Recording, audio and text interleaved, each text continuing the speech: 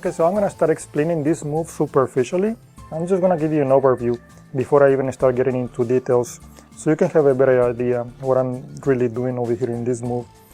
When my hands go up, I'm doing this move at the same time, okay? And then when my hands go down, I'm doing this other move. I'm gonna show it to you again from this other angle, what is really happening. As an overview, when my hands go up, I'm doing this. And when the hands go down, I'm doing this, okay? You can see a little bit of a mess down here, but from the top you only see one card. It is imperative that when you put the selection into the deck, do not leave it halfway out. It has to be at least 1/3 or 1/4 of the card, the selection, outside of the deck, because halfway out is too much. Now I'm going to give you at the end some variations in case you have issues adjogging the card from the center of the deck, just like that. It is imperative that you use medium glossy or high glossy deco playing cards. If your cards are too old or too rough, it may or may not work this move for you. Now to find that out, just hold the deck in mechanics grip.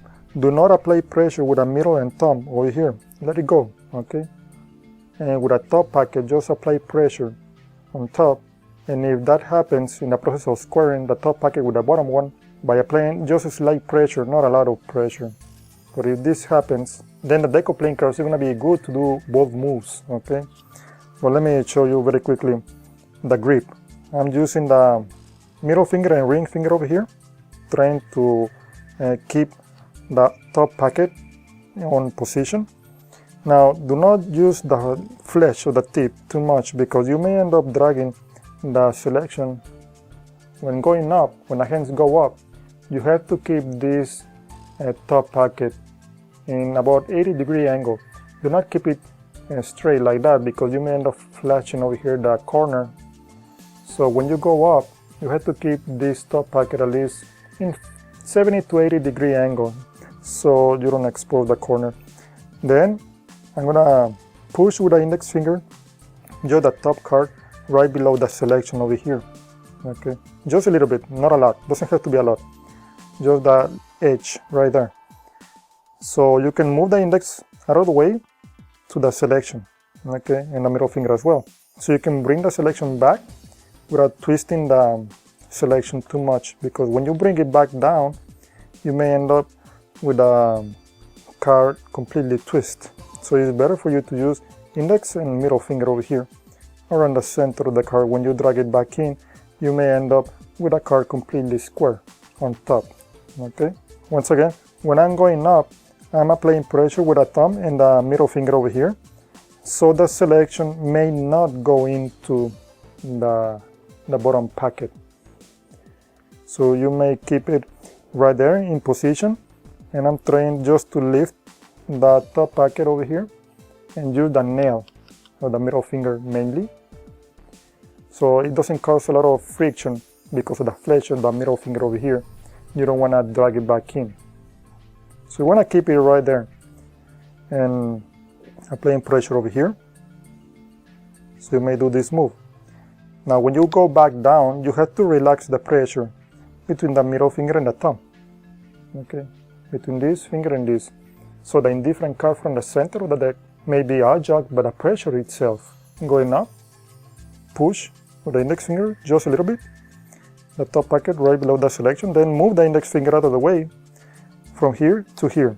So you may drag with a middle and index finger the selection back on top, okay? And you see how by the same pressure the indifferent card may be adjogged. You see a little bit of a mess over here, but the spectator only sees the top. So if you want a little touch, you can spread, bring it back in, and square everything. And that's it. Now let me repeat this one more time, because I want to get into some variations. When I go up, I'm trying to keep the ring and pinky finger stretched. I want to keep them outside. I don't want to keep them right on top. I want to keep them outside. I think it looks a bit better. It's not a must, but at least it looks a bit better. Okay, more clean in my opinion. When you go back down, this is important. Pay attention to this. When you go up, you can start doing the move right away. Okay, you can start holding the top packet right away in the process of going up. Now when you go back down, okay, I was struggling pushing the top card right below the selection, but when you go back down, you have to wait until the deck or the hands are about 45-degree angle, okay, from here to here. Once you're already over here, you start doing the move, okay, right at this angle, not about here or about here. It has to be in about 45-degree angle. Okay, once again, go up, and about 45-degree angle, you start doing the move right there. Okay, I'm gonna leave this card face up, the selection, go up, and then wait until the hand is about 45-degree angle, about right there, and you start doing the move. Okay, quite easy. Now you have some issues. I'll jog in the indifferent card from the center of the deck. There are some other variations that I want to share with you. You can just do the same move, okay, as I already explained, but stretch the index finger right here so you can bring it in. I don't need to use the index finger and the middle finger over here anymore. Just stretch the index finger and middle finger. When you go back down, you're gonna use all these fingers to cover over here on the front. Okay, I'm gonna show you this angle. Notice I'm using all the fingers over here. Once you already have the card from the top of the packet right under the selection, you can let it go and bring all the fingers over here, as you can see right there, so you can cover the move. You don't want to cover. You can do this move right away, from here to here, and that's it. It's still on top. From here to here, the same move as I already explained. Just bring the index finger over here mainly, and you square. You just bring in the selection with the index finger over here, and that's it. But you may say, you know, that's too fast. I want to do it slowly. Okay, that's fine. Just use all the fingers as I already explained over here so you can cover on the front. Yeah, this is imperative. This is mainly for one person, okay? So it's better you do this move only one person on the front. Those are mainly the three variations, but the one I like the most is the one I use in the performance. Just keep in mind that if you use the same method that I use in the performance, you have to do the move when you are in about 45-degree angle, about right here, okay? So you don't really have to do it too fast. At point, ring finger and pinky finger all the way outside, okay? So you see the selection is already all the way on top.